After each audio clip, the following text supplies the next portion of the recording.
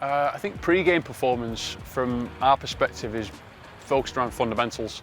The fundamentals being one massively is sleep. Don't be encouraged to get the typical 8 hours worth of sleep. What we do with our sleep expert here is just try and form behaviours and understanding around sleep that's acceptable for a player individually. So what is 8 hours sleep for one person might be acceptable for 5 hours for another person, or even more so for another person.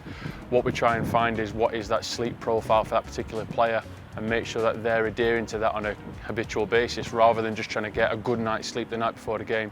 It needs to be focused on all the way throughout the course of the week.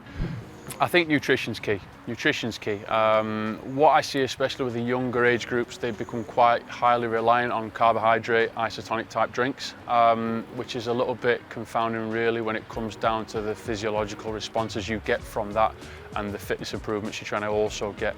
What we try and recommend, especially to our younger players, is that drink water, drink electrolytes through the course of training. Come away from maybe a little bit excessive carbohydrate intake at the start of the week, but then build it up towards the course of the end of the week for when it comes into games. This could just be an extra handful of pasta, or a little bit extra carbohydrates for breakfast, an extra slice of toast with your breakfast or something.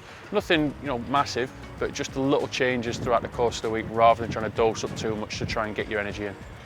What our philosophy is at Rotherham United is that if we're asking players to recover well, they need to be fit to begin with.